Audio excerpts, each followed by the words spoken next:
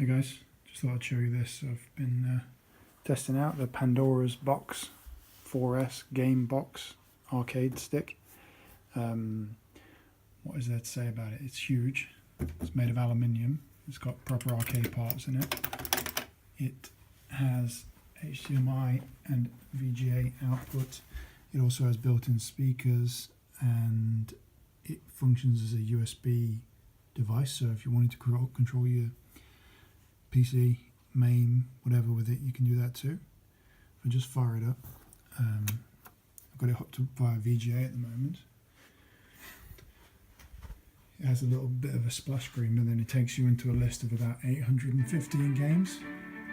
So that's the inbuilt speaker you're hearing now. It's actually pretty decent. There's a volume slider on the back here. So it's pretty much a self-contained unit. All you need to add yourself is a monitor of some kind, be it HDMI or VGA. It puts out in a slightly weird resolution that not all TVs like, but this seems fine on the TV via VGA, and it looks good too.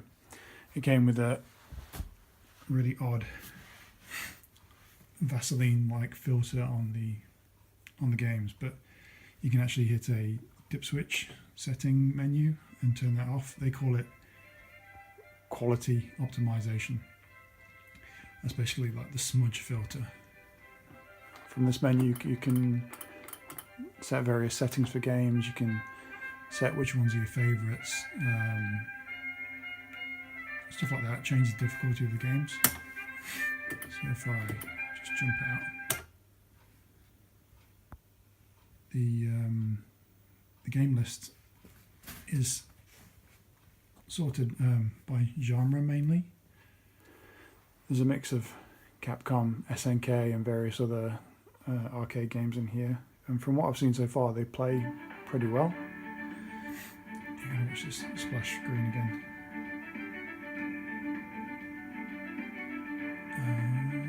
Can I skip this? This is just because I went to the BIOS menu and then came back out again. You don't have to wait this long between games. I'll show you in a minute.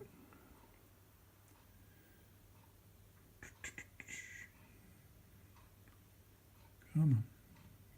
Okay, here we go. Yeah, so there's previews for all the games, like little video previews. If I just throw on something, hit the button. I've got it set to free play at the moment, so you just you can throw on more credits if you want.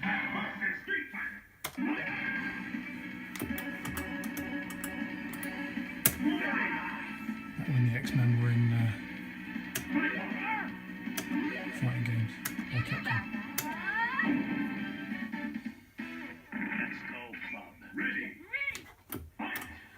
Yeah, so the games play really fast and smooth. The only gripe I have with some of the games, it looks like V-Sync's turned off for some of them, so you get a tiny bit of screen tearing in places.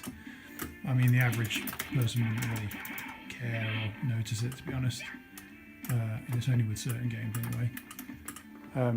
But as I mentioned, if you're at all dissatisfied with the games that are on board or the front end, you can ignore it entirely and build your own on PC and just plug in via USB. And when you use it as a USB device, you don't need to plug in the power. It's just powered over USB. So it's either a built-in all-in-one arcade game experience, or it's just a massive USB controller for retro games. The button I pressed up here was just the pause button on the right hand side. It allows you to jump back to the menus. Just hit it like that and then you're back in. Some really great games in here. What have I been playing? There's just loads. I mean, you could sit for hours just picking things out. Street Fighter 3 again looks amazing. Still a really beautiful looking game. Yeah, they haven't overstretched really. There's no 3D games in here. There's no Tekken or anything like that. I don't think the inbuilt board can really handle that, but you know, still I think for what it is, the games you get, the fact that it feels really authentic and you can use it as a USB controller and it's all in, I think it's really good value for money, to be honest. But unfortunately, it's got to go away till Christmas now. But yeah, thumbs up for the Pandora. Cheers, bye.